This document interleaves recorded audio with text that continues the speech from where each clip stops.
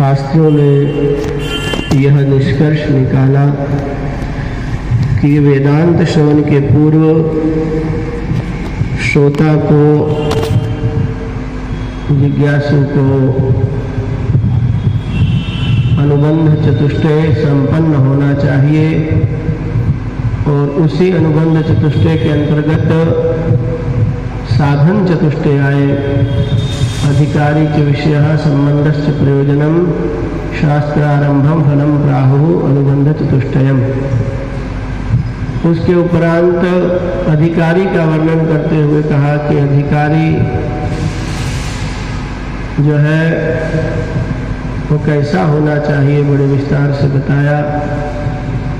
चतुर्भिः साधनैः सम्यक संपन्नो युक्ति दक्षिणः। 4 प्रकार के साधनों से युक्त होना चाहिए।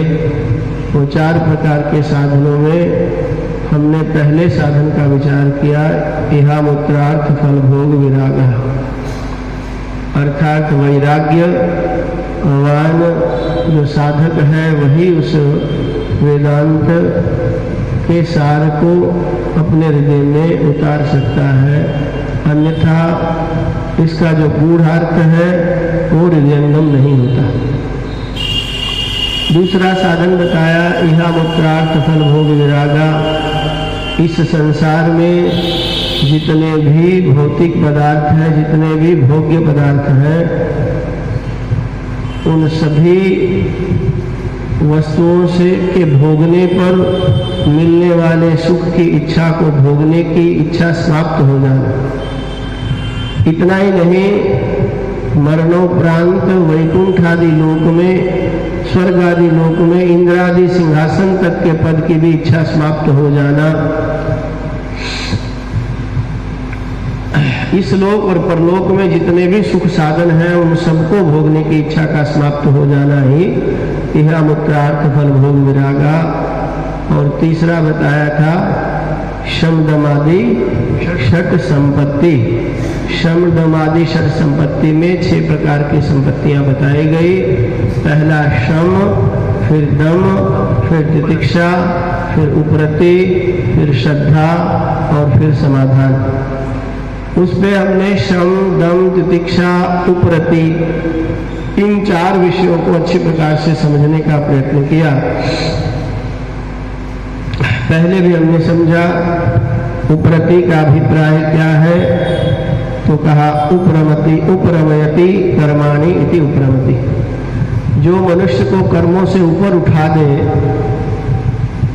कर्मों से ऊपर उठा दे मतलब जिस मनुष्य को ये समझ में आ जाए कि कर्म करने के परिणाम स्वरूप जो फल होगा वो फल अनित्य ही होगा, नित्य नहीं होगा, वो परमपिता परमात्मा को प्राप्त होने करने वाला, कराने वाला नहीं होगा, अपितु वो ऐहिक आमुष्मिक सुख प्रदान करने वाला होगा जो शाश्वत नहीं होगा। कुछ काल बाद, अल्प काल बाद वो समाप्त हो जाएगा और पुनः मृत्यु लोक में इस पृथ्वी पर जन्म लेना पड़ेगा। इसलिए अनित्य से नित्य की प्राप्ति संभव नहीं है। तो कर्म चूंकि अनित्य फल देने वाले हैं, इसलिए कर्मों से नित्य फल की प्राप्ति संभव नहीं है। इसलिए कर्मों से उपरति हो जाना, मन उठ जाए कि अब बहुत कर्म कर लिए, पुण्य कर्म बहुत कर लिए, बहुत यज्ञ कर लिए, जप कर लिए, तप कर लिए, अब हमें कुछ नहीं करना, बस एक बैठ करके मात्र भगवान का ध्यान करना है, भगवान का स्मरण करना है। अब हमें ये अमुक कर्म करेंगे तो अमुक फल की प्राप्ति होगी, ये यज्ञ करेंगे तो ये फल मिलेगा। ब्राह्मणों ब्राह्मण मान भेद ऐसा करके श्रुति वाक्य है। बहुत प्रकार के श्रौत यज्ञ होते हैं जिसमें बड़े बड़े बलिदान दिए जाते हैं, बलियां दी जाती हैं, और उन बलियों के परिणाम स्वरूप मनुष्य को भिन्न भिन्न फल की प्राप्ति होती है। समझाई ना? इंद्र आदि पद प्राप्त करने के लिए भी बड़े बड़े यज्ञ करने पड़ते हैं, ब्रह्मा पद को प्राप्त करने के लिए भी बड़े बड़े यज्ञ करने पड़ते हैं, वहां भी भिन्न भिन्न प्रकार की बलियां देनी पड़ती हैं, तब जाकर के वो पद प्राप्त होता है। पर ऐसा पद प्राप्त करके करना क्या है जो शाश्वत नहीं हो, जिसमें निरंतरता नहीं हो सुखों में, जो आज है वो कल समाप्त हो जाएंगे। कालावधि के भीतर जो त्रिकाला बाधित्वम सत्यत्वम, जो तीनों कालों में एक जैसा ना रहे, आज है कल ना रहे, ऐसा फल प्राप्त करके क्या करेंगे, उससे कोई लाभ होने वाला नहीं है। ऐसा सोच करके जिसका मन कर्मों से उपरति प्राप्त कर लेता है, उपरम हो जाता है, उठ जाता है, उसे परम वैराग्य प्राप्त हो जाता है। अब हमें संसार के कर्मों के फल से कुछ नहीं लेना देना। तो इस प्रकार से उपरति अर्थात कर्मों से उपरम हो जाना, मनुष्य का चित्त उठ जाना कि अब कर्मों के द्वारा हमें नित्यत्व की प्राप्ति नहीं हो सकती, इसलिए अब हमको कर्मों से कुछ भी प्राप्त करना नहीं। ऐसा सोच करके वो कर्मों का ही त्याग कर देता है। हमने बताया था कि कर्मों का त्याग करने से यद्यपि प्रत्यवाय लगता है, पाप लगता है, स्वधर्म का त्याग करने से, स्वकर्म का त्याग करने से प्रत्यवाय लगता है, पाप लगता है, तो फिर वो कर्म का त्याग कैसे कर देता है? यदि कर्म का त्याग करने से पाप लगता है तो फिर कर्म का त्याग कैसे कर सकते हैं? एक तरफ श्रुति कहती है कुर्वन् नैवेह कर्माणि जिजीविषे सद्गुण समाह, है वेदांत कहता है कुर्वन् नैवेह कर्माणि जिजीविषे सद्गुण समाह, कर्म करते हुए 100 वर्षों तक जीने की इच्छा करे। क्या करे? कर्म करते हुए 100 वर्षों तक जीने की इच्छा करे, अर्थात कर्मों का त्याग न करे। और दूसरी तरफ कह दिया कर्मों का त्याग कर दे, ये तो वस्तु में आघात हो गया। एक ही व्यक्ति ये कह रहा है ऐसा करो, फिर वही कह रहा है ऐसा नहीं करो, तो ये क्या मतलब है? पहला वाक्य सही है या दूसरा वाक्य सही है? जो कह रहा है कर्म करना चाहिए, क्यों कर्म नहीं करेंगे तो प्रत्यवाय लगेगा। कुर्वन् नैवेह कर्माणि जिजीविषे सद्गुण समाह, कर्म करते हुए 100 वर्षों तक जीने की इच्छा करो, इस प्रकार से कहा गया। फिर कह दिया कि कर्मों से उपरति हो जानी चाहिए, कर्मों का त्याग कर देना चाहिए, क्योंकि कर्मों के द्वारा ईश्वर की प्राप्ति नहीं हो सकती।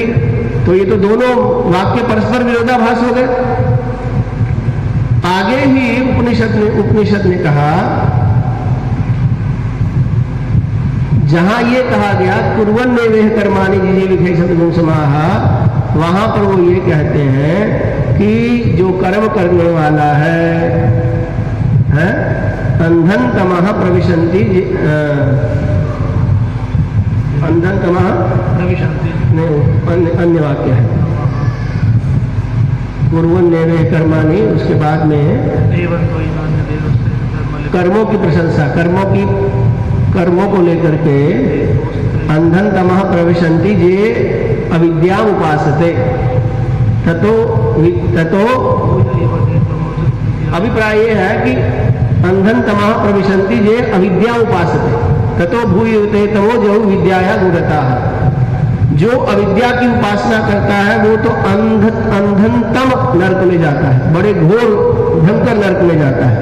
ततो भूयते तमो जो विद्याया गुणता, और जो विद्या का आश्रय लेता है वो तो और घोर नरक में जाता है। तो यहां विचार किया गया, पहले तो कह दिया कर्म करते हुए 100 वर्षों तक जीने की इच्छा करनी चाहिए, फिर कह दिया जो कर्म करने वाला है वो अंधनतम नरक में जाता है, अंधतमिस आदि नरक में जाता है, घोर नरक में जाता है। और फिर कह दिया नहीं, जो उपासना, कर्म के बाद में उपासना कह दिया, उपासना करने वाला और भी घोर नरक को प्राप्त करता है। अर्थात कर्म और उपासना ये भी नित्य पद को प्रदान करने वाले नहीं है, नित्य तत्व को प्रदान करने वाले नहीं है। इसलिए यहाँ पर कर्मों का परित्याग करने की विधि कही गई। कैसे विधि कही गई? तो कहा प्रवृत्तिश्च निवृत्तिश्च द्वे एते श्रुति गोचरे। शास्त्र में, वेद ने 2 प्रकार के मार्ग बताए, एक प्रवृत्ति लक्षण धर्म और एक निवृत्ति लक्षण धर्म। 2 प्रकार के मार्ग बताए। कौन से मार्ग बताए?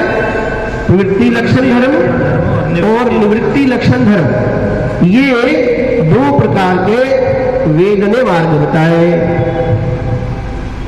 निवृत्ति लक्षण धर्म और प्रवृत्ति लक्षण धर्म।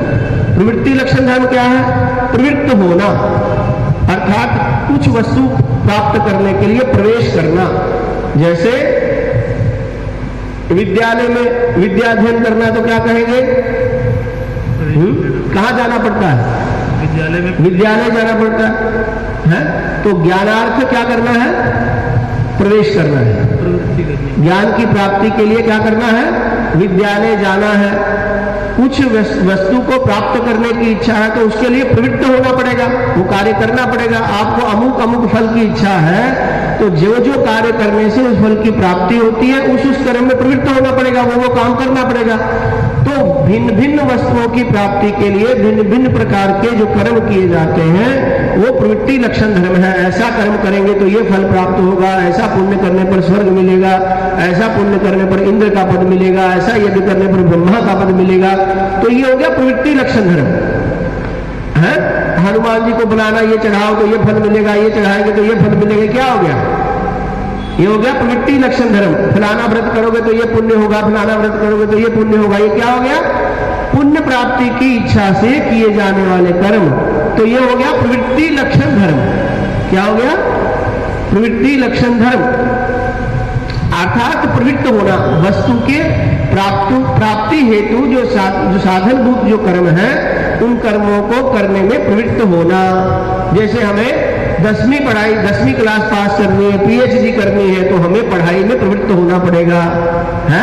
पढ़ाई में प्रवृत्त होना पड़ेगा, पढ़ना पड़ेगा, स्कूल में प्रवृत्त होना, स्कूल में जाना पड़ेगा।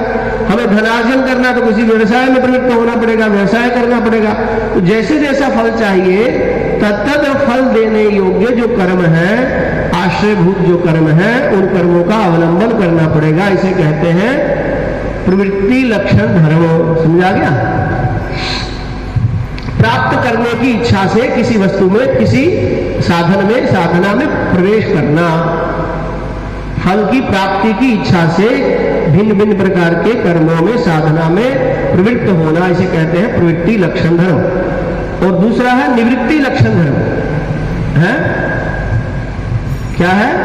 निवृत्ति। निवृत्ति माने त्याग, छोड़ना, कुछ नहीं चाहिए। कहते हैं ना सेवानिवृत्त हो गए, अमुक व्यक्ति सेवानिवृत्त हो गए, बोलते हैं कि नहीं? जब रिटायर हो जाता व्यक्ति तो क्या कहते हैं? सेवानिवृत्त हो गए, मैंने वो सेवा करने से निवृत्ति प्राप्त कर ली, अब वो सेवा नहीं करेंगे। वो पहले टीचर थे, पहले इंजीनियर थे, पहले साइंटिस्ट थे, तो पहले प्रवृत्त हुए, धनार्जन करने के लिए भिन्न भिन्न पदों को स्वीकार किया उन्होंने। उसके बाद निवृत्ति लक्षण धर्म स्वीकार कर लिए, छोड़ करके अपने घर में आ गए, सब कुछ समाप्त हो गया तो निवृत्त हो गए। तो किसी वस्तु को प्राप्त करने के लिए प्रवृत्त होना और उसके बाद निवृत्त हो जाना, बाहर आ जाना, छोड़ करके उसको बाहर आ जाना। तो प्रवृत्ति जो है कर्मों के द्वारा भिन्न भिन्न फलों की प्रवृत्ति, भिन्न भिन्न फलों की प्राप्ति की इच्छा से जो कर्मों में प्रवृत्त होते हैं, जो शास्त्रों में भिन्न भिन्न प्रकार के फलों को लेकर के हमें कर्मों का विधान किया, ऐसा करो, ऐसा करने से ऐसा फल होगा, ऐसा करने से ऐसा फल होगा। तो उन कर्मों, फल की इच्छा से उन कर्मों को करना, ये कहते हैं प्रवृत्ति लक्षण धर्म। और जब कोई सब इच्छा समाप्त हो जाए, अब कुछ नहीं चाहिए, एक व्यक्ति कहता है देखो अब मैं जो है, अब मैं बहुत थक गया हूं, अब मैं नौकरी करना नहीं चाहता, अब मैं निवृत्ति प्राप्त करना चाहता हूं, तो स्वेच्छिक निवृत्ति प्राप्त कर लेता है, अपनी इच्छा से नौकरी छोड़ देता है। छोड़ता है कि नहीं? अपनी इच्छा से छोड़ देता है, मुझे अब नहीं करनी क्योंकि अब मैं बहुत थक गया, बहुत काम कर लिया। ऐसे ही संसार के फलों को भोगते भोगते जो व्यक्ति उपरति को प्राप्त हो जाता है, गुरुजनों की शरण में जाने से, शास्त्रों का अवलोकन करने से, शास्त्रों को श्रवण करने से, सत्संग श्रवण करने से, नित्यानित्य विवेक से जब वो संपन्न हो जाता है, उसे ये बोध हो जाता है कि ये संसार के भोग तो कभी भोगने से तृप्ति होने वाली नहीं। न जातु कामानाम उपभोगेन शाम्यति। यद्यपि ऐसे ऐसे हमारे यहाँ भारत में ऐसे ऐसे स्कॉलर भी हुए जिन्होंने कहा कि नहीं, भोगों को भोगने पर प्रतिबंध नहीं लगाना चाहिए। यदि भोगों को भोगने पर प्रतिबंध लगा दोगे तो मनुष्य का चित्त बार बार उन्हीं भोगों की तरफ प्रवृत्त होता रहेगा। आपने बड़ा नाम सुना होगा, उनका इतना बड़ा साम्राज्य था कि अमेरिका जैसे नगर में भी उनका साम्राज्य था, उनका डंका बजता था, और अमेरिका को ये खतरा हो गया, कहीं ऐसा ना हो कि ये हमारी सत्ता ही हथिया ले। और फिर धीरे धीरे उन्होंने उनको स्लो पॉइजन दे दिया, विष दे दिया और अपने देश से बाहर निकाल दिया। अंतगत्वा भारत में आकर के उनकी मृत्यु हो गई। कुछ काल पहले भारत की जितनी युवा पीढ़ी थी उन्होंने उनके लाकट गले में पहनना शुरू कर दिए। क्या किया? उनको भगवान मान करके उनकी छोटी छोटी तस्वीरें गले में पहन करके उनकी पूजा प्रारंभ कर दी और कहा ये भगवान हो गए। क्या नाम है, सुना कि नहीं है? भगवान रजनीश, सुना कि नहीं? ओशो भी कहा जाता है, नाम सुना होगा। बड़े अच्छे चिंतन करने वाले व्यक्ति थे, परंतु शास्त्र सम्मत चिंतन न होने के कारण कहीं ना कहीं दुर्गति हो गई। उनका कहना था कि बहुत सुंदर उदाहरण दिया। उन्होंने कहा देखो, भोगों से किसी को जबरदस्ती छुड़ाओगे तो उसको भोगने की इच्छा समाप्त तो होगी नहीं, रस तो समाप्त होगा नहीं, परिणाम ये होगा कि वो व्यक्ति बार बार उसमें प्रवृत्त होता रहेगा। इसलिए किसी पर प्रतिबंध लगाने की आवश्यकता नहीं है। क्या कहा? तो उन्होंने बहुत सी पुस्तकें लिखी, उसमें एक प्रसिद्ध पुस्तक थी संभोग से समाधि, अर्थात काम से अतृप्त व्यक्ति कभी काम से निवृत्त नहीं हो सकता, इसलिए भोगने से ही वो तृप्त होगा, तो इसलिए उस पर प्रतिबंध न लगाया जाए। तो जिसकी जो इच्छा है उसको वो करने दिया जाए। उनके कहने का अभिप्राय क्या था? जिसकी जो इच्छा है उसको वो करने दिया जाए, उसको रोका न जाए। यदि आप रोकेंगे तो उसका मन उसी में लगा रहेगा और जहां आप लगाना चाहते हैं वहां वो कार्य नहीं कर पाएगा, वहां मन नहीं लग पाएगा। अभिप्राय ये कि उन्होंने एक बड़ा सुंदर उदाहरण दिया। क्या उदाहरण दिया? उन्होंने कहा जैसे मानो, देखो उदाहरण तो बहुत बढ़िया है, एकदम सही सही बात लगती है। उन्होंने कहा मानो माता पिता कहीं घर से बाहर जा रहे हैं, कहीं यात्रा पे जा रहे हैं। तो माता पिता ने अपने पुत्र को, जो अभी युवा है, अपने पुत्र को एक वस्तु दी और कहा देखो बेटा, इसको खोल करके ब्रीफ केस में रख देना, ट्रंक में रख देना, डिब्बे में रख देना, इसे खोलकर मत देखना, ये आपके काम की चीज नहीं, इसको ट्रंक में रख देना।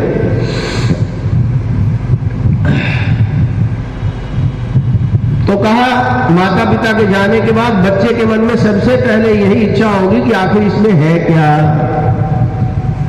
है आखिर इसमें है क्या, हमें क्यों मना किया गया कि ये नहीं खोलना, तो उसका मन उसमें चला जाएगा। ठीक है? और वो जब उसको यदि बॉक्स में रख भी देगा तो उसके दिमाग में एक बात हमेशा घूमती रहेगी कि आखिर इसमें क्या था जो हमें कहा कि आपको नहीं खोलना, वहां रख देना। तो बार बार उसका मन उसमें जाता रहेगा। यदि उस पर प्रतिबंध नहीं लगाया होता तो वो एक बार खोल के देख लेता, फिर उसकी इच्छा खत्म हो जाती, जिज्ञासा खत्म हो जाती, उसका मन का कुतूहल समाप्त हो जाता और फिर वापस उसका मन उसमें नहीं जाता, वो अपने काम में लग जाता। समझने में ये बात तो बड़ी ठीक ठाक दिखाई देती है, समझने में ये बात तो बड़ी ठीक ठाक दिखाई देती है, बड़ी सही दिखाई देती है, परंतु विचार का विषय ये है, माता पिता ने यदि अपने उस पुत्र को ये कहा कि ये मत खोलना, इसका मतलब माता पिता जानते थे ये उसके खोलने के योग्य नहीं है, ये उसके लिए उचित नहीं है। तो सबसे श्रेष्ठ पुत्र अथवा पुत्री अथवा शिष्य क्या क्या लक्षण है? जो माता पिता जैसा कह दे वैसा पालन करे या अपनी बुद्धि का प्रयोग करे? सबसे श्रेष्ठ, सबसे आज्ञाकारी शिष्य कौन होता है? जिसको गुरु कह दे कि ऐसा करो तो आंखें बंद करके वैसा कर दे, वो श्रेष्ठ है? या कि जो कहे क्यों करे, क्यों ना करे, या फिर अच्छा कर देता हूं ऐसा बोल करके बाहर जाके ना करे या बाहर जाके उल्टा कर दे, कौन श्रेष्ठ है? सबसे बढ़िया कौन है? कि जैसा गुरुदेव ने आदेश दिया, जैसा माता पिता ने आदेश दिया, आपको बताया था ना, मात पिता प्रभु गुरु कई बानी, बिन ही विचार करिए शुभ जानी। सबसे श्रेष्ठ संतान वो है, सबसे श्रेष्ठ शिष्य वो है जो माता पिता गुरु की बात को बिना विचार किए जैसे का तैसा कर दे। बुद्धि लगाए बिना ही कर दे। समझ आई? अब बाप जो है मदारी करने वाला है, मानो कहीं से सांप पकड़ के लाया टोकरी में, अभी उसने उस सांप का विष निकालना, दांत विषाक्त दांत निकालने हैं, परंतु जल्दी में कहीं जाना पड़ गया, अपने पुत्र को दे दिया, बेटा इस टोकरी को अलमारी में रख दो, मैं आके देखता हूं। बेटे की इच्छा हो गई कि आखिर इसमें है क्या, तो क्या होगा? वो डिब्बा खोलेगा, अंदर क्या है? उसके अंदर क्या है? विषाक्त विषधर है, सांप है। वो जैसे ही उसने टोकरी खोली, सांप निकला और तुरंत उसने उसको डस दिया। बच्चा छटपटाया और थोड़ी देर बाद मर गया, उपचार नहीं हो पाया। ये किसका परिणाम है? माता पिता की आज्ञा का उल्लंघन करने का। तो श्रेष्ठ संतान, श्रेष्ठ शिष्य वो होता है जिसको माता पिता गुरु लोग जैसा कह दे ऐसा करना है, तुरंत वैसा करे, ऐसा नहीं करना है तो ऐसा न करे। समझ में आया कि नहीं? तो उसने कहा कि देखो, इसलिए जैसे पुत्र का, बालक का मन बार बार उसमें लगा रहेगा, तो मन बार बार किसी काम में जाता रहे, तो क्या विचार करना चाहिए कि मेरे लिए वो हितकर है या नहीं है, या जो भी मन करे वो करना चाहिए? जो मन में आ जाए वही करना, क्या ये मनुष्यता का लक्षण है? हमारे मन में जो आ जाए वैसा तत्काल कर देना, क्या ये मनुष्यता का लक्षण है? जो मन में आए वैसा करना, मनमाना आचरण तो पशु का लक्षण माना जाता है। जो मन में आए वैसा कर लेना, ये तो पशु का लक्षण माना जाता है। मनुष्य तो वो है जो विचार करता है, ये मेरे लिए करने योग्य है अथवा करने योग्य नहीं है, खाने योग्य है अथवा खाने योग्य नहीं है। घर के बाहर किसी ने बालक को कोई मिठाई दी, ले लो बेटा खा लो, तो फटाफट खा लेनी चाहिए क्या? क्या करना चाहिए? ला करके अपनी माँ को दिखाना चाहिए, पिता को दिखाना चाहिए, फलाने व्यक्ति ने ये वस्तु हमको खाने को दी है। तो माता पिता को ये विवेक है क्या वस्तु खानी चाहिए क्या नहीं। उनको व्यक्ति की पहचान है, कौन व्यक्ति हमारा हितैषी है, कौन हितकर है, कौन हितकर नहीं है। माता पिता का बोध है, तो माता पिता बताएंगे ये खा लेनी चाहिए कि नहीं खानी चाहिए। और जो स्वयं ही अपने आप में बुद्धिमान बन जाए, निर्णायक बन जाए, तो वो जी भी सकता है और नहीं भी जी सकता। हो सकता है कि नहीं? तो इसलिए ये बुद्धिमत्ता नहीं है कि ये कहना कि माता पिता यदि किसी ने कह दिया कि ये वस्तु मत खोलना और उसको मन लगा रहेगा इसलिए खोल देगा, ये उचित बात नहीं, खोलना उचित बात नहीं है। इसका मतलब है माता पिता गुरुजनों का आज्ञाकारी नहीं है। आज्ञाकारी न होना ये अच्छी बात नहीं है, ये तो बहुत बड़ा दोष है। आज्ञाकारी मनुष्य ही सब कुछ फलों की प्राप्ति कर सकता है। आज्ञा का उल्लंघन करने वाला कभी भी आज्ञा छेदी मम द्वेषी मद भक्तो बिना वैष्णव। भगवान कहते मेरी आज्ञा का उल्लंघन करने वाला कभी मेरा भक्त नहीं हो सकता। माता पिता की आज्ञा का उल्लंघन करने वाला कभी माता पिता का प्रिय नहीं हो सकता। माता पिता गुरुजनों की आज्ञा का उल्लंघन करने वाला कभी गुरु का प्रिय नहीं हो सकता। यदि गुरुजनों का प्रिय बनना है तो जैसा वो आदेश दे दे, बिना विचार बिना तर्क वितर्क किए तुरंत वैसा कर दे। हाँ, यदि आपको जिज्ञासा है तो उसके बाद में आप पूछ सकते हैं कि ये जो किया इसका क्या फल है क्या नहीं, पर करते समय कभी विचार नहीं। कह दिया ये करो तो तत्काल वैसा कर देना चाहिए, उसमें बुद्धि नहीं लगानी चाहिए। तो कहा कि देखो उस बालक को मन में लगा रहेगा इसमें क्या है, इसलिए बार बार खोलेगा, और इच्छा उसी में बनी रहेगी, इसलिए उसको खोल के देख लेना चाहिए, प्रतिबंध नहीं लगाना चाहिए। बहुत सी चीजें हैं जो माता पिता जानते हैं, कौन सी वस्तु हितकर है, कौन सी अहितकर है, कौन सी खाने वाली है, कौन सी नहीं खाने वाली है। देखो भाई, कुछ गलतियां ऐसी होती हैं जिनका सुधार किया जा सकता है। कुछ गलतियां ऐसी होती, मानो किसी बालक ने कर भी डाली गलती, उसका सुधार किया जा सकता है। कुछ गलतियां ऐसी होती हैं यदि एक बार हो गई फिर वापस सुधारा नहीं जा सकता। ऐसी गलतियां भी होती हैं। यदि एक बार कोई विवाह कर ले तो क्या वापस कवारा बन सकता है? एक बार कोई शादी कर ले फिर कहे नहीं मैं तो कुंवारा बनना चाहता हूं, हो सकता है अपने जीवन में, इस जीवन में तो वापिस नहीं होगा। है अच्छा, बहुत सी चीजें हैं, माँ ने कह दिया ये नहीं चखने वाली चीज, छोड़ दो उसको, तो कहा नहीं देखो चख कर क्या होता है। बहुत सी चीजें ऐसी होती हैं कि ऐसे कुछ स्लो पॉइजन होते हैं, चख लेने से उसमें शरीर में इन्फेक्शन हो जाएगी, हॉस्पिटल जाकर के आपको उसका उपाय करवाना पड़ेगा, उपचार करवाना पड़ेगा। कुछ ऐसे विष भी होते हैं यदि आप गलती से आपकी जीभ को लग गया तो तत्काल वही प्राण निकल जाते हैं, गलती सुधारने का अवसर मिलने वाला नहीं है। जानते हैं कि नहीं, ये बड़े बड़े आतंकवादी जो होते हैं ये साइनाइड वगैरह साथ में रखते हैं अपने अंगूठी में, किसी वस्तु में एक बहुत तीव्र वेग का विष होता है जिसे साइनाइड बोलते हैं, तो वो साइनाइड अपने पास रखते हैं। उनको जब ऐसी संभावना लगे कि हम पकड़े जाएंगे और हमें सब कुछ बोलना पड़ जाएगा, हमारा भेद खुल जाएगा, ऐसी स्थिति में तत्काल वो जो है साइनाइड को चख लेते, बस चखते ऐसे जीभ को लगाते ही तुरंत वही मर जाते, एक शब्द भी वो अपने मुख से नहीं निकाल सकते। तो ऐसी गलती जो मनमाने ढंग से कर ली जाए, बाद में फिर पछताना पड़ जाए, पछताने के लिए भी अवसर न बचे। क्यों पछताए तो वो व्यक्ति जो जीवित रहेगा, पछताता तो वो है जो बाद में गलती करने के बाद जीवित रहता है, और गलती करने के बाद जीवित ही ना रहे तो फिर कैसा पछताता, पछताने योग्य भी ना बचे। इसलिए ये कहना कि जो इच्छा हो वैसा करने दिया जाए, उस पर प्रतिबंध ना लगाया जाए। आप मुझे ये बताओ, आपका बालक मानो रात को कहीं घूमने की दृष्टि से कहीं अपने मित्रों के साथ जाना चाहता है, 2 4 5 बार आप समझाओगे, उसके बाद क्या करोगे? बहुत ज्यादा कहेगा कि नहीं नहीं माँ जी मैं आ जाऊंगा, माता जी मैं आ जाऊंगा, 11 बजे तक आ जाऊंगा, कुछ जरूरी काम है, मित्र के यहाँ जाना है, तो चले जाएगा। ज्यादा से ज्यादा यही कहोगे ठीक है चले, समझाओगे रात्रि को नहीं जाना चाहिए, और फिर जो है चला जाए, और फिर 11 बजे ना आकर के रात को 2 बजे आए, तो क्या करोगे? तो चल जाएगा, क्या करेंगे? मुसीबत है, नहीं मानते बच्चे। अच्छा यही बात यदि आपकी बालिका करे तो है, यही बात आपकी बालिका करे तो उचित होगा? आपकी लड़की घर से अकेली निकल जाए, किसी के साथ निकल जाए और रात को 2 बजे कहीं से आए, आपके मन पे क्या बीतेगी? उचित किया कि अनुचित किया? धर्म है कि अधर्म है? तो जो मन में आए वो कर लेना चाहिए, जब जो मन में आए वो कर लेना चाहिए। क्या माता पिता गुरु किस लिए होते हैं? यही बताने वाले कि बेटा ये खाने योग्य है, ये खाने योग्य नहीं है, ये पीने योग्य है, ये पीने योग्य नहीं है, ये देखने योग्य है, ये देखने योग्य नहीं है, ये सुनने योग्य है, ये सुनने योग्य नहीं है, ऐसा करना चाहिए, ऐसा नहीं करना चाहिए। तो माता पिता के जीवन का अनुभव है, उनकी आयु हमसे बहुत अधिक है, उनका अनुभव हमसे बहुत अधिक है, उन्होंने बहुत दुनिया हमसे ज्यादा देखी है, तो उनको जो ज्ञान है वो हमसे कई गुना ज्यादा अधिक ज्ञान होता है। इसलिए माता पिता हमारा हित और अहित बढ़िया से समझते हैं, हमारा भला और बुरा बढ़िया से समझते हैं।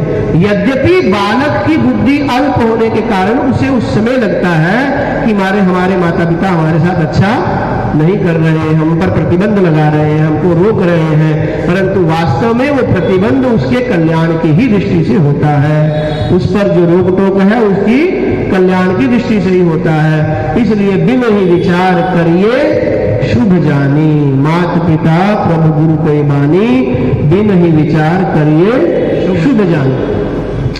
तो उसने कहा कि जो भोगों को भोगने की इच्छा हो उनको भोगने दिया जाए और धीरे धीरे फिर उनकी इच्छा समाप्त हो जाएगी। अच्छा ये बताइए, यहाँ सभी लगभग सभी आयु के वर्ग वाले लोग बैठे हैं, सभी आयु के वर्ग वाले लोग बैठे हैं। अब ये तो बच्चे बहुत छोटे छोटे बालक हैं, उनकी इच्छा होती है कुछ भी खाने की, मीठा खाने की, खूब मीठा खाते हैं। बड़े भी हैं, उनकी भी इच्छा होती है, खूब मीठा खाते हैं।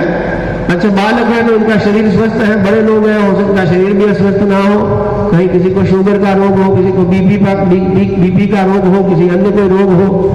तो अब यदि किसी को बीपी का रोग है और उसकी इच्छा होती है कि तेज नमक मसाला डाल के पकौड़ी खाई जाए, इच्छा तो हो गई, इच्छा होने में क्या जाता है? मन कर गया है, मन आ गया भाई मुझे पकौड़ी खानी है, तो इच्छा हो गई, तो जो इच्छा हो तुरंत कर लेना चाहिए है? भाई शुगर 400 पहुंची हुई है, इच्छा होगी आज जो है जलेबी खानी है, तो क्या करना चाहिए है? अच्छा घर में आई हुई है, बाद लेने भी नहीं जाना है, तो अब इच्छा हो गई खानी चाहिए, क्या करोगे? कितनी खाओगे? इतनी से लेकर के चख लो, बस खाओगे। क्यों? क्योंकि वो जलेबी नहीं, वो तो मृत्यु है। वो एक के लिए वो अमृत है, दूसरे के लिए वो विष है, एक के लिए वो मीठा है, दूसरे के लिए वो जहर है। तो मन कर रहा है फिर भी वो वस्तु नहीं करनी, क्योंकि हमारे लिए हितकारक नहीं है, हमारे लिए अच्छी नहीं है। जलेबी तो अच्छी है, इस पक्ष वालों के लिए अच्छी है, लिए, मतलब यहाँ के लिए तो हित करने वाली है और यहाँ अहित करने वाली है। यदि शुगर का रोगी जलेबी खा लेगा भरपेट तो मरेगा, क्या करेगा? शुगर आउट ऑफ कंट्रोल हो जाएगी, पता नहीं रहे कि ना रहे। तो मन तो बहुत करता है, पर जो मन करे तत्काल वही करना चाहिए, या विचार करना चाहिए करने योग्य है कि नहीं है, ये हमारे हित में है कि अहित में है, ये हमारा भला करेगी कि बुरा करेगी। विचार करना चाहिए कि नहीं करना चाहिए? हाँ? आजकल माता पिता तुरंत अपने बच्चे ने कहा माँ मुझे मोबाइल चाहिए 12,000 का, दूसरे दिन जाकर के माँ जो है 15,000 का लाके दे देती, बिना विचार किए कि ये इसके लिए हितकर है या अहितकर है, ये इसको डुबो करके मारेगा कि इसको बचाएगा। बिना विचार किए बच्चों का प्रिय करने के लिए माता पिता मोबाइल ला करके दे देते हैं। वो बच्चों का प्रिय नहीं है, वो बच्चों का बड़ा अप्रिय है। कल परसों हम सुन रहे थे जी न्यूज में, उन्होंने बताया एक शोध आया जी न्यूज में, और जी न्यूज वालों ने बताया कि एक नया शोध निकला है, उसका ये रिजल्ट है कि ये बच्चे जो अधिकाधिक मोबाइल का प्रयोग कर रहे हैं, इनमें आत्महत्या की प्रवृत्ति बढ़ती चली जा रही है। जो लोग ज्यादा बच्चे बहुत ज्यादा मोबाइल का प्रयोग करते हैं, रात रात भर दिन भर मोबाइल पे बैठे रहते हैं, देखते रहते हैं, इनके अंदर आत्महत्या की प्रवृत्ति बहुत ज्यादा बढ़ती जाती है। ये लोग अधिकांश थोड़ी सी बात होने पर, घर में थोड़ी सी डांट पड़ने पर भाग करके ट्रेन के नीचे जाके कट जाएंगे, छत पे जाके कूद जाएंगे, जहर खा लेंगे, पानी में कूद जाएंगे। ऐसी प्रवृत्ति, ऐसी मानसिक प्रवृत्ति अर्थात सहनशीलता उनकी समाप्त हो जाती है जो अत्यधिक मोबाइल देखते हैं। अब आपने क्या सोच के बच्चों को मोबाइल दे दिया है? उनके लिए हितकारक है या अहितकारक है? तो माता पिता क्योंकि गुरु स्थानीय है, गुरु के स्थान पर है, तो गुरु का कर्तव्य होता है शिष्य का हित अहित का विचार करना, प्रिय अप्रिय का विचार करना। जो शिष्य को प्रिय लगे वैसा नहीं करना। प्रिय और हित दोनों अलग अलग चीजें हैं। प्रिय, एक प्रियकर और दूसरा हितकर। क्या है? एक प्रियकर और एक हितकर। एक प्रिय लगता है, अच्छा लगता है, और एक अच्छा होता है। अच्छा होना और अच्छा लगना ये दोनों भिन्न भिन्न बातें हैं। जैसे शुगर के रोगी को मीठा अच्छा लगता है और अच्छा होता नहीं है, है? जैसे किसी व्यसनी व्यक्ति को नशा करना अच्छा लगता है, किसी को बीड़ी पीना अच्छा लगता है, किसी को तंबाकू खाना अच्छा लगता है, किसी को सिगरेट पीना अच्छा लगता है, किसी को दूसरे काम करना भी अच्छा लगता है। और वो अच्छा लगता है या अच्छा है? हैं? वो अच्छा लगता है या अच्छा है? अच्छा है क्या? अच्छा नहीं है फिर भी अच्छा लगता है, मतलब क्या हुआ? अच्छा नहीं है फिर भी, इसका मतलब जरूरी नहीं कि मन को वही चीज अच्छी लगे जो अच्छी होती है। जो अच्छी नहीं भी होती वो भी कभी मन को अच्छी लग सकती है। इसलिए जो मन करे वैसा ही कर ले, ये करना उचित नहीं है, ये बुद्धिमान व्यक्ति का कार्य नहीं है। मनमाना आचरण करना ये पशु का लक्षण है। किसका लक्षण है? कहीं भी खड़े खड़े खा लिया, खड़े खड़े मूत लिया, खड़े खड़े हग लिया, ये किसका लक्षण है? पशु के। मनुष्य के लिए खड़े खड़े खाने की विधि है क्या? खड़े खड़े मूतने की विधि है क्या? पर अब क्या करो, ऐसे परिवेश है हमारा, ऐसे देश में आ गए, ऐसी परिस्थितियां आ गई, ऐसे जो है वेशभूषा धारण कर ली कि अब बैठ के पेशाब नहीं कर सकते, इसलिए खड़े खड़े करना पड़ता है। तो क्या करो, खड़े खड़े। पुरी के वरिष्ठ शंकराचार्य स्वामी रंजन देव तीर्थ जी महाराज क्या करते थे, जो खड़े खड़े सूर्य अर्घ देने वाले इनको क्या परमात्मा मिलेगा? जो खड़े खड़े पेशाब करने वाले इनको क्या परमात्मा मिलेगा? ये नित्य अशुद्ध रहने वाले, ये नित्य अशुद्ध रहने वाले हैं। नित्य अशुद्ध रहेंगे इनको क्या प्राप्ति होगी? शरीर की शुद्धि नहीं है, बाकी काम करने का अधिकार ही नहीं रहेगा इनको, तो ये क्या परमात्मा की प्राप्ति करेंगे? कहने का मतलब बहुत सी चीजें अच्छी लगती हैं पर अच्छी होती नहीं है, और बहुत सी चीजें अच्छी होती हैं पर अच्छी लगती नहीं है। हमें जो मन को अच्छी लगे वो करना, और जो मन को नहीं अच्छी लगे वो नहीं करना, ये निर्णय नहीं है, मन निर्णय नहीं है। तस्मात् शास्त्रम प्रमाणन्ते कार्य कार्य व्यवस्थितम्। क्या करना चाहिए क्या नहीं करना चाहिए, इसमें माता पिता गुरुजन और शास्त्र की आज्ञा ही प्रमाण मानी जाती है।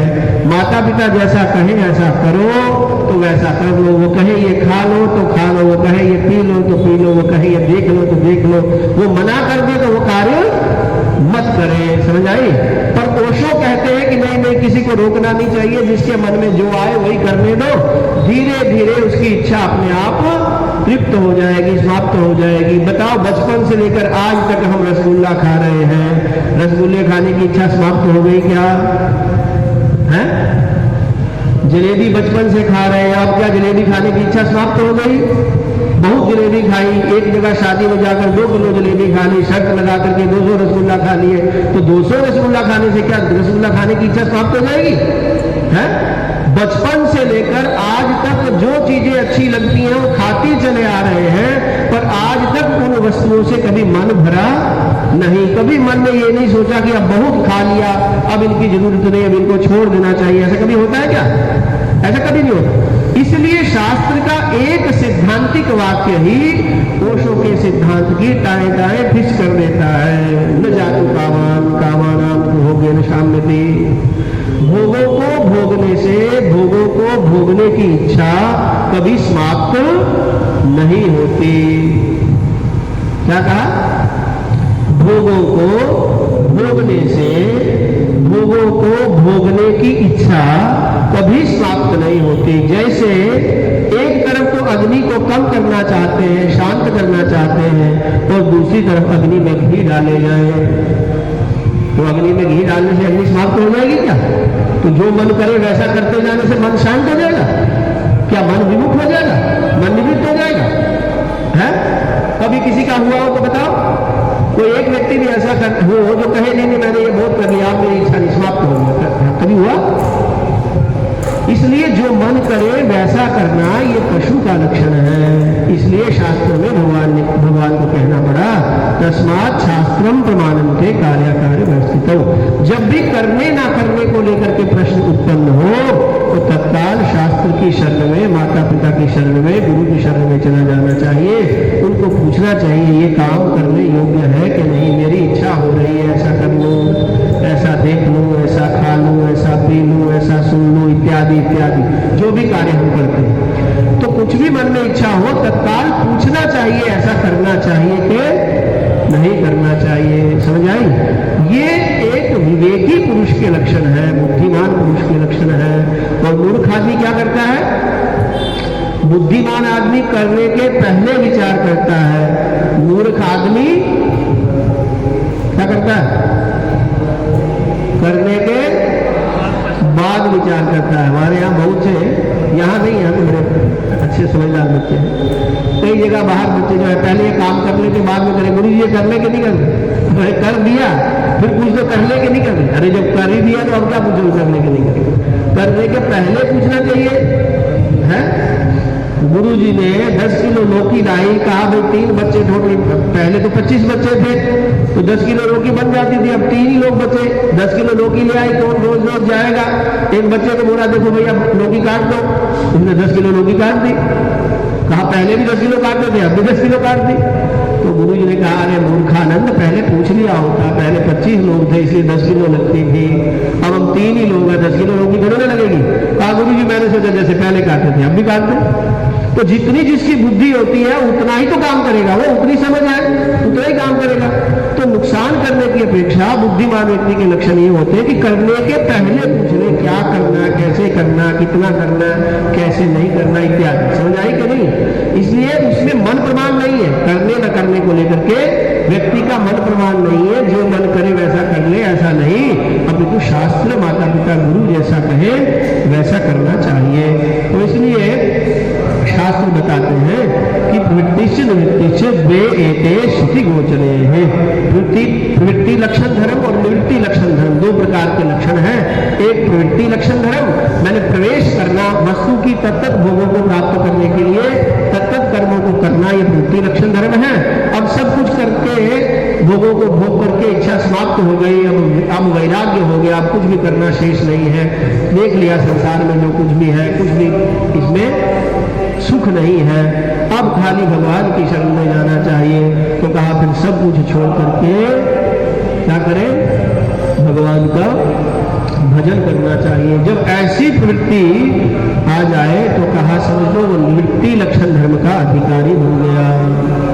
क्या हो गया, निवृत्ति लक्षण धर्म, अर्थात अब छोड़ दो सब कुछ। पहले तो सब कुछ संसार में चाहिए, ये भी चाहिए, ये भी चाहिए। पहले छोटा था, फिर पढ़ाई करनी है, फिर नौकरी करनी है, तो पढ़ाई भी चाहिए, फिर नौकरी भी चाहिए, फिर घर भी चाहिए, फिर उसके बाद शादी करनी है, पत्नी भी चाहिए, फिर बच्चे चाहिए तो बच्चे हो गए, फिर उसके बाद बच्चे बड़े होने चाहिए तो वो भी हो गया। बच्चों का जो है भरण पोषण के लिए धन चाहिए तो और ज्यादा पैसा कमाया, फिर बच्चे बड़े हो गए, उनके लिए बहुएं चाहिए तो उनकी शादी कर दी। चाहिए चाहिए चाहिए चाहिए, प्रवृत्त होते गए, ये भी करो, ये भी करो, ये भी करो, करते करते करते बड़ी लंबी आयु अब जो है वृद्धावस्था हो गई। अब आंखें देखना बंद कर गई, कान सुनना बंद कर दिए। अब किसी ने कहा कि मैया जाओ ना मेरे बेटे के लिए एक आधा लड़का देख के आओ।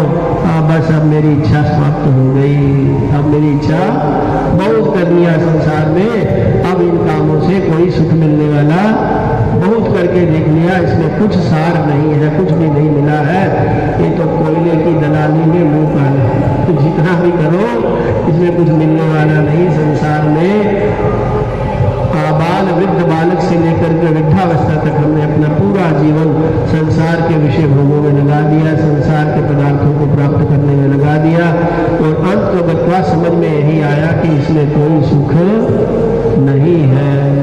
अंत में पोते ने आकर के दादी से पूछा, दादी से पूछा, क्यों दादा आपने बड़ी आयु प्राप्त कर ली, आप 100 साल के हो गए, अब पोतों प्रपोतों वाले हो गए, अब शांत है, सुख मिल गया? कहा नहीं, सुख तो अभी भी नहीं मिला, क्योंकि हम जहां सुख ढूंढ रहे थे वहां सुख है ही नहीं। हम संसार में सुख ढूंढ रहे थे, संसार में सुख नहीं है।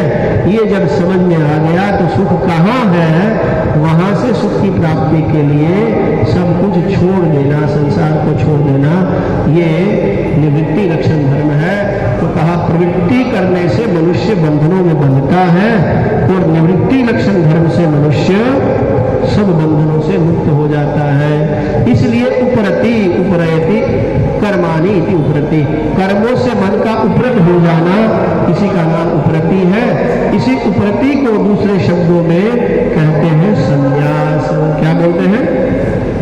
काम्यानाम कर्मणाम न्यासम संन्यासम कवयो विदुः।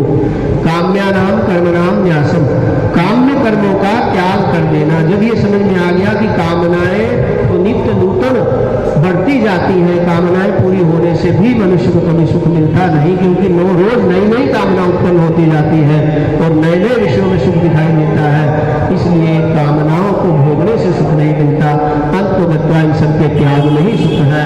तो फिर जाकर के ब्राह्मण को संन्यास धारण करना चाहिए। तो सारे संसार की इच्छाओं से निवृत्त होकर के अब ईश्वर प्राप्ति की इच्छा से सब कुछ छोड़ देना, इसका नाम है संन्यास। काम्यानाम कर्मणाम न्यासम, काम्य कर्मों का न्यास कर देना। काम्य कर्म मैंने कामना रूपी फल देने वाले, कामना के अनुरूप फल देने वाले जितने भी कर्म हैं, पता चल गया कि कामनाओं को भोगने से सुख मिलता नहीं है, इसलिए अब कामनाओं को छोड़ दिया। काम्यानाम कर्मणाम न्यासम संन्यासम कवयो विदुः। इसी को मनीषियों ने, ऋषियों ने संन्यास कहा है। कर्मस्य सम्यक न्यासः इति संन्यासः, कर्मों का अच्छी प्रकार से न्यास कर देना, इसका नाम है संन्यास। तो अब सन्यासी का दर्शन करना हो तो कैसे करोगे? सन्यासी बड़ा दुर्लभ है। कहा था ना उस दिन सन्यासी का क्या लक्षण है? कहा दंड ग्रहण मात्रेण नरो नारायणो भवेत्। जब ब्राह्मण संन्यास लेता है तो उसके हाथ में दंड होता है, एक बांस का दंड होता है, उसके अलग अलग परंपरा के अनुसार तोड़ होते हैं। एक उसके परशु मुद्रा रहती है, कपड़े में बंधा रहता है। आप लोग आदि गुरु शंकराचार्य भगवान का चित्र देखते हैं तो देखते हैं ना, उनके हाथ में एक दंड है, कपड़े में बंधा हुआ, कपड़े में लिपटा हुआ। तो वो आदि गुरु शंकराचार्य कौन है? वो दंडी सन्यासी है, वो सन्यासी। ये है सन्यासी का लक्षण। तो ब्राह्मण जब संन्यास लेता है, सब कुछ छोड़ करके करके, गुरु की शरण जा करके क्या करता है? परीक्षणोकान कर्मचितान ब्रह्मो निर्वेद मायान नास्तिकृता कृतेन तद विज्ञानार्थम सगुरुमेवा विगच्छे स्मित पानी श्रोत्रियम ब्रह्मनिष्ठम। परीक्षणोकान, कब संन्यास लेगा? संन्यास की स्थिति निवृत्ति मार्ग कब आएगा? कहा परीक्षणोकान, इन लोगों की परीक्षा करनी चाहिए। कौन लोगों की?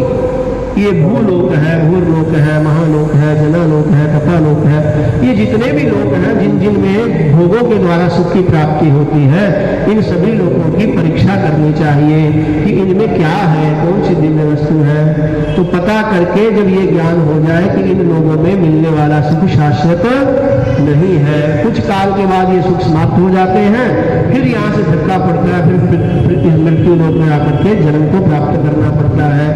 जब ये बोध हो जाए, परीक्षणोकान कर्म चित्तान, कर्म ही चित्त है जिनका, कर्मों से ही उत्पन्न हुए हैं जो लोग। मृत्यु लोक हम क्यों प्राप्त हुए? मृत्यु लोक को, मृत्यु लोक में हमें जन्म किसने दिलाया? कौन सी ताकत है? हमारे पूर्व जन्म के कर्म। कौन सी शक्ति है? हमारे पूर्व जन्म के कर्म। अपने पूर्व जन्म के कर्म के फल को भोगने के लिए ही तो इस शरीर को प्राप्त करके इस मृत्यु लोक में आए। तो इस जन्म का हेतु क्या हुआ है? इस जन्म का हेतु क्या हुआ? कारण क्या हुआ? हमारे पूर्व के कर्म। तो कर्म चित्तान, कर्म ही चित्त है जिसका, जो कर्म हमें जन्म मृत्यु फल देने वाले हैं, ऐसे कर्म से उत्पन्न होने वाले इस संसार के फल की परीक्षा करे। कर्म चित्तान ब्रह्म निर्वेद मायान, फिर वो माया से प्रति पास जाने के लिए नास्तिकता करते न, वो ये समझ ले कि कर्मों के द्वारा ईश्वर की प्राप्ति नहीं हो सकती, ऐसा समझ करके सब गुरु में वादी बच्चे, तब वो गुरु की शरण में जाए। क्या करे? गुरु की शरण में जाए। क्या कहे कि महाराज मैंने संसार के सभी सुखों को भोग करके देख लिया है, अभी तक मेरा चित्त शांत नहीं हुआ है, मुझे शांति प्राप्त नहीं हुई है, अब आप बताएं मुझे क्या करना चाहिए? जीव क्या है, ब्रह्म क्या है, नित्य क्या है, अनित्य क्या है, जन्म क्या है, मृत्यु क्या है, ये सब मेरी जानने की इच्छा है। जीव और ब्रह्म में क्या भेद है? जीव और ब्रह्म दोनों भिन्न भिन्न है, अथवा जीव और ब्रह्म एक ही है? ये माया क्या है, ये ब्रह्म क्या है? ये सारा ज्ञान मुझे बताएं, जिससे मैं इस संसार के बंधन से छूट जाऊं। स गुरु में वादी गच्छे, तो गुरु की शरण में जाए। कब गुरु की शरण में जाए? जब संसार से वैराग्य हो जाए। आजकल लोग गुरु के पास लग जाते हैं जब संसार के फल चाहिए हो, गुरु बनाना है। क्यों? क्योंकि मेरा धंधा नहीं चलता है, गुरु महाराज की कृपा से धंधा चल पड़ेगा, मेरे लड़के की शादी नहीं हो रही, महाराज के आशीर्वाद से मेरे लड़के की शादी, इसलिए गुरु बनाया जाता है। क्या ये गुरु का लक्षण है? गुरु कोई धंधा चलाने वाला काम करता है क्या? धंधा चलाने का मंत्र बताता है गुरु है? गुरु का क्या कार्य है? गुरु का कार्य है हमारी बुद्धि में जो माया ने अपना एक आवरण बिछा रखा है, जाल बिछा रखा है, हमको भ्रमित कर रखा है, उस जाल को समाप्त कर देना, उस माया को समाप्त कर देना और हमारा असली रूप हमारे सामने ला करके रख देना। जो तू आज तक समझ करके मैं मेरा तू तेरा के चक्कर में फंस करके नित्य जो है संतप्त हो रहा था, वास्तव में वो तू है ही नहीं, तो इन सबसे परे है, नित्य परे है। तो ये गुरु का कार्य है, न कि धंधा चलाने के लिए, धन कमाने के लिए, बड़ा बिजनेस चलाने के लिए, बिल्डिंगें बनाने के लिए, धन संपदा प्राप्त करने के लिए, ये इसके लिए गुरु के पास जाने की आवश्यकता। गुरु का काम संसार देना नहीं है, गुरु का काम है संसार छीन लेना, संसार को समाप्त कर देना। समझाइए ना? तभी गुरु का गुरुत्व है, उसी में गुरु का गुरुत्व है। बाकी धंधे तो बहुत से लोग बैठे हैं देने वाले। समझाइए? गुरु की शरण में कब जाते हैं? जब सब कुछ छोड़ने की इच्छा हो जाए, अब कुछ नहीं चाहिए, बस खाली एकदम गुरु की शरण ही चाहिए। तब स गुरु मेवादि गच्छे, तब वो गुरु की शरण में जाए। स्मित पाणी श्रोत्रियम ब्रह्मनिष्ठम, हाथ में समिधा लेकर के जाए, क्योंकि गुरु जितने हुआ करते थे, ये तो आजकल टीवी में दिखाते हैं कि ऋषियों को दिखा देते हैं लाल कपड़े पहने हुए, हाथ में कमंडल पकड़ा हुआ है, ये ऋषियों की वेशभूषा नहीं है। फिल्मों में दिखाते हैं कि नहीं, जब कोई ऋषि दिखाएंगे, वेद पढ़ता हुआ ऋषि बताएंगे तो उसके लाल कपड़े बता देंगे और फिर हाथ में कमंडल पकड़ा हुआ और ऐसे बड़ी बड़ी जटा रखी हुई इत्यादि प्रकार से उनका वेशभूषा है, तापस वेश है। तापस वेश होना कोई बड़ी बात नहीं है, परंतु काषाय ऋषियों के नहीं होते। ऋषि चूंकि गृहस्थाश्रमी होते हैं, ऋषि जितने भी होते हैं वो सब गृहस्थी होते हैं, उनके यहाँ संतान होती, उनकी यहाँ पत्नी होती, तभी तो गुरुकुल चलाते हैं। आप लोगों ने कितनी बार पुराणों में कथाएं नहीं सुनी, गुरु ने, शिष्य ने विद्या पढ़ने के बाद अपने गुरु से पूछा, गुरु जी क्या दक्षिणा, ने कहा अपनी गुरु माता से पूछ लो, मतलब अपनी पत्नी से पूछ लो। तो कहने का मतलब ऋषि जो होते हैं वो गृहस्थी होते हैं, ऋषि तो सन्यासी नहीं होते। पर फिल्म वाले क्या जाने ऋषि और सन्यासी में क्या अंतर है, तो ऋषियों को भी लाल कपड़े पहनाए दिखा देते हैं। ऋषि तो शुक्ल वर्ण वस्त्र पहनते हैं, श्वेत वस्त्र पहनते हैं। तो सन्यासी का गेरुआ रंग होता है, सन्यासी गेरू को पहनता है, मिट्टी से रंग करके वस्त्र पहनता है, समझाई क्या। तो इसलिए स्मित पानी, और वो गृहस्थी गुरु नित्य प्रति अग्निहोत्र करता है, नित्य यज्ञ करता है, इसलिए गुरु के पास जब जाए तो समिधा लेकर के जाए, लकड़ी काष्ठ लेके जाए, ताकि गुरु की यज्ञ में सहायक सिद्ध हो। ऐसा स्मित पानी श्रोत्रियम ब्रह्मनिष्ठम, गुरु कैसा हो, कहा गुरु श्रोत्रिय होना चाहिए और ब्रह्मनिष्ठ होना चाहिए। जन्म से ब्राह्मण होना चाहिए और फिर उसके बाद वेदाधीत होना चाहिए, वेद के तत्व को जानने वाला होना चाहिए और फिर ब्रह्मनिष्ठ, ब्रह्म में उनकी निष्ठा भी होनी चाहिए। ऐसे गुरु की शरण में जाकर के इस संसार सागर से पार लगने के लिए प्रार्थना करनी चाहिए। तो इसलिए सब कुछ छोड़ करके निवृत्ति धर्म को, निवृत्ति लक्षण धर्म को स्वीकार करके उपरति अर्थात संन्यास को प्राप्त कर लेना। तो ये हो गया उपरति, शम, दम, तितिक्षा, उपरति। हम क्या है, पांचवा क्या है, श्रद्धा। श्रद्धा किसे कहते हैं, तो कहा गुरु वेदांत वाक्येषु बुद्धिर्या निश्चयात्मिका सत्यमित्येव सा श्रद्धा निदानम मुक्ति सिद्धये। श्रद्धा किसे कहते हैं, कहा गुरु वेदांत वाक्येषु बुद्धिया निश्चयात्मिका। गुरु, वो श्रद्धा शब्द सुना ना हम लोग, प्राय व्यवहार में ये शब्द बहुत लाते, बड़ा श्रद्धावान है, उसकी बड़ी श्रद्धा है भगवान में, है ना, बोलते हैं कि नहीं। श्रद्धा शब्द का अर्थ क्या है, श्रद्धा कहते किसे है, तो कहा गुरु वेदांत वाक्येषु बुद्धिया निश्चयात्मिका।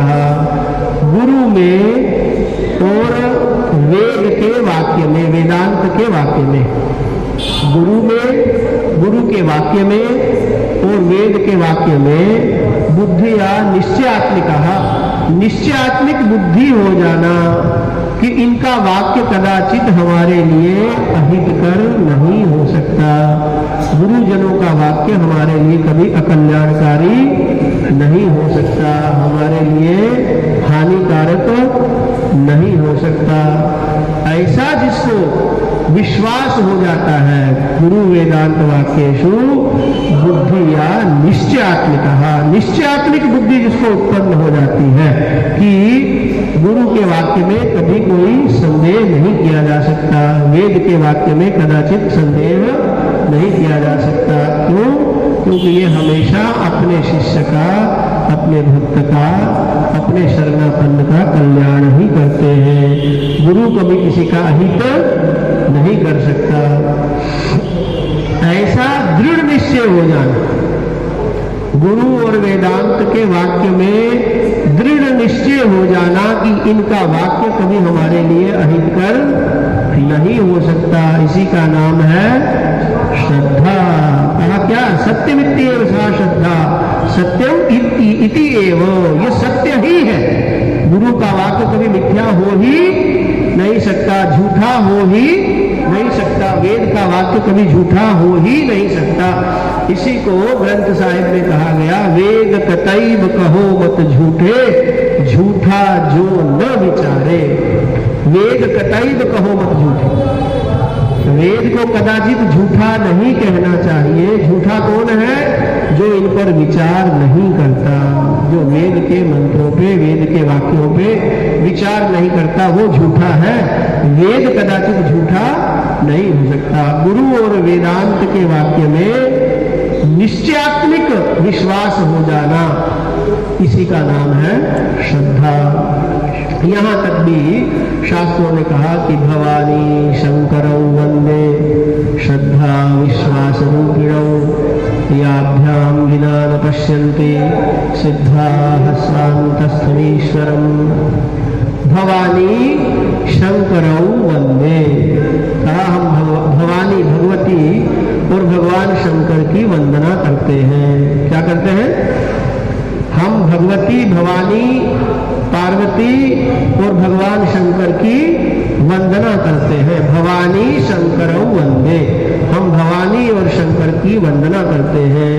भवानी और शंकर है कैसे? कहा श्रद्धा विश्वास रूपिणौ। जो भवानी है वो तो श्रद्धा स्वरूपा है। जो भवानी है, जो भगवती है, वो कैसी है? श्रद्धा स्वरूपा। और जो भगवान शिव है वो कैसे है? कहा विश्वास स्वरूप। कैसे है? भवानी श्रद्धा स्वरूपा है और भगवान जो है विश्वास स्वरूप है। इन श्रद्धा और विश्वास के बिना याभ्याम बिना न पश्यन्ति, श्रद्धा और विश्वास के बिना नहीं देखा जा सकता, नहीं देख सकते। क्या? कहा सिद्धा स्वान्तस्थम ईश्वरम। सिद्ध लोग भी अपने अंतःकरण में निवास करने वाले परमपिता परमात्मा का दर्शन नहीं कर सकते। किसके बिना? किसके बिना दर्शन नहीं कर सकते?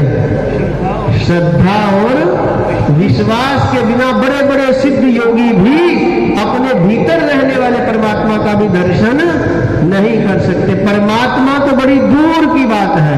हम कहते हैं बिना मां के वाक्य पर श्रद्धा किए पिता रूपी देवता का दर्शन भी नहीं हो सकता। देखो, अमुक व्यक्ति आपके पिता है, इसमें क्या प्रमाण है? हम आपसे पूछे आपके पिता का क्या नाम, आप कहे ये हमारे पिताजी का ये नाम है, तो कैसे पता कि आपका ये पिता है? क्या प्रमाण है कि ये आपका पिता है? मां का वाक्य। क्या प्रमाण है कोई प्रमाण?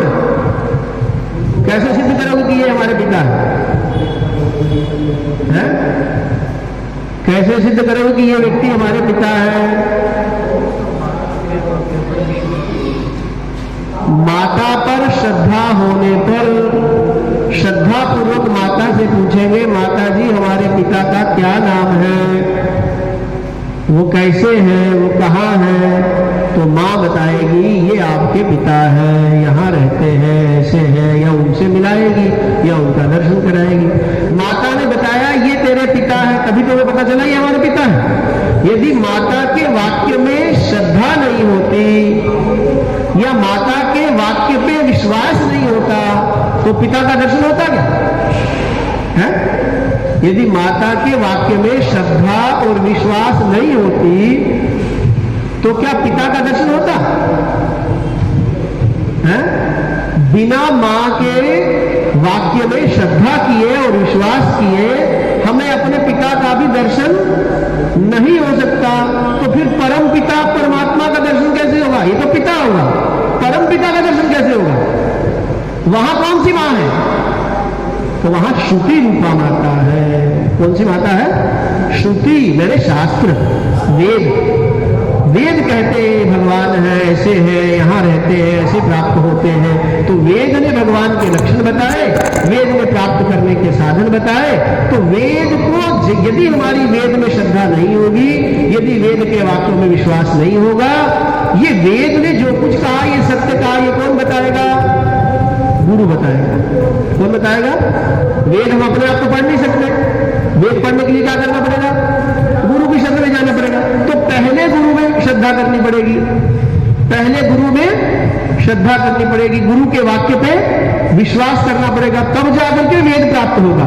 फिर उस वेद को पढ़ने से, वेद के अनुसार जीवन यापन करने से हमारा चित्त शुद्ध होकर के हम उस परमपिता परमात्मा को प्राप्त करने के अधिकारी बन जाएंगे। जैसे मां के वाक्य में श्रद्धा और विश्वास न होने पर पिता का दर्शन नहीं हो सकता, ऐसे ही गुरु और वेदांत के वाक्य में श्रद्धा और विश्वास न होने पर कदाचित परमात्मा का दर्शन नहीं हो सकता।